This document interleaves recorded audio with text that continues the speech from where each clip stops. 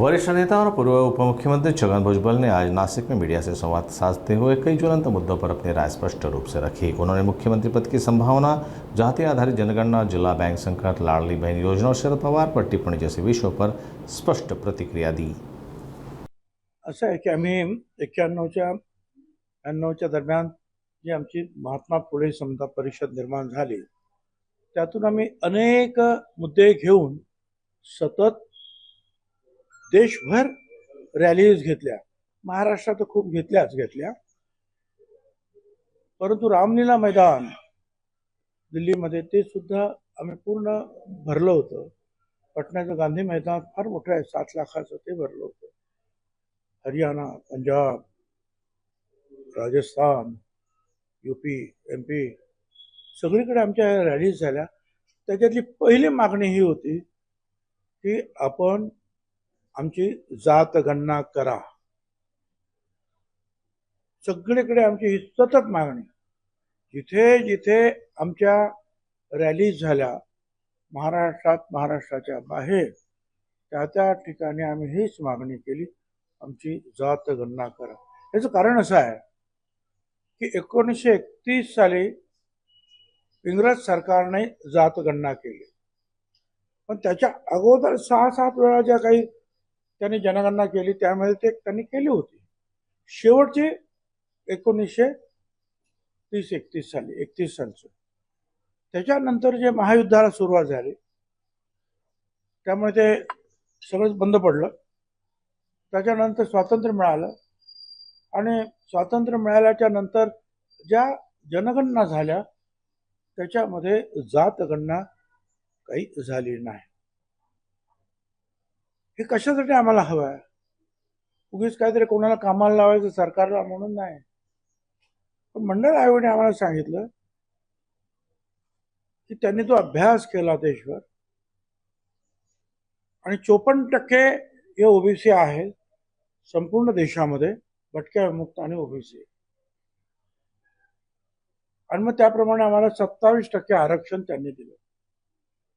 त्याच्यावर सुप्रीम कोर्टाच्या 9 न्यायमूर्तींच्या पीठानं शिक्कामोर्तब केलं की यांचं 27% आरक्षण बरोबर आहे. पण त्यानंतर ज्या वेळेला आम्ही काही महाराष्ट्र सरकारतर्फे द्यायला लागलो की कुणीतरी कोर्टात जाणार. प्रत्येक राज्यात हीच परिस्थिती सुरू झाली. कोणीतरी समोरून कोर्टात जायचं आणि प्रश्न विचारत, यांची लोकसंख्या किती, यांचा एम्पेरिकल डाटा कुठे आहे. अगदी आपल्याला मागच्या वर्षाचीच गोष्ट माहिती असेल की सुप्रीम कोर्टाचे जज न्यायमूर्ती खानविलकर यांनी आम्हाला अडवलं आणि सांगितलं की एम्पेरिकल डाटा नाही, जोपर्यंत तो येत नाही तोपर्यंत आरक्षण नाही. पावसाळ्यात सुद्धा त्यांनी आम्हाला निवडणुका घ्यायला सांगितले. 92 ठिकाणी आम्हाला 0 आरक्षण या महाराष्ट्रात. शेवटी मध्ये बाठिया कमिशन वगैरे निर्माण झालं. अर्थात तो बाठिया कमिशनचा अहवाल आम्हाला काही मान्य नाही, परंतु मध्य प्रदेशला ज्या वेळेला आमच्यासारखीच परिस्थिती खानविलकरांच्या समोर आली त्या खानविलकरांनी सांगितलं महाराष्ट्राचा न्याय तुम्हाला. आणि मग त्याने जो काही मार्ग काढला त्या मार्गाने आम्ही पण तो महिनाभरामध्ये मार्ग काढून ते आरक्षण जेमतेम थोडस ते वाचवलं. पण हे आरक्षण हे कशासाठी आहे? हे आरक्षण शिक्षणासाठी, नोकरीसाठी आणि राजकारणामध्ये सुद्धा आहे. पण आणखीन एक महत्वाची गोष्ट त्याच्यामध्ये आहे, ती म्हणजे खासदार सुमित्रा महाजन नंतरच्या लोकसभा सभेच्या अध्यक्षा, त्यांची एक 16 खासदारांची कमिटी निर्माण झाली ओबीसीचा अभ्यास करण्यासाठी. आणि त्यांनी रिपोर्ट दिला की ओबीसीची परिस्थिती फार वाईट आहे. त्यांना जसं आपण दलित समाजाला आणि आदिवासी समाजाला भारत सरकार निधी देतं वेगळा, राज्य सरकार निधी देतं वेगळा, तसं ओबीसींना द्यायला पाहिजे. पण ओबीसीची जनगणना आणि आमच्याकडे डाटा नाही, तो सेन्सस कमिशनने आम्हाला मिळवून द्यावा. मग तो काही झाला नाही. मग मनमोहन सिंग कमिटी आली, त्याच्यामध्ये पवार साहेब पण होते, चिदंबरम होते. त्यांनी तेच सांगितलं की ओबीसीना मदत करायलाच पाहिजे, परंतु डाटा नाही तो सेन्सस कमिशनने द्यावा.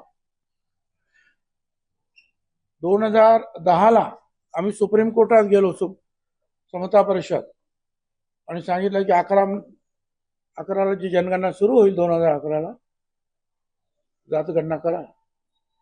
सुप्रीम कोर्टाने सरकारला विचारलं, भारत सरकारला काय म्हणणं आहे. दरम्यानच्या काळात खासदार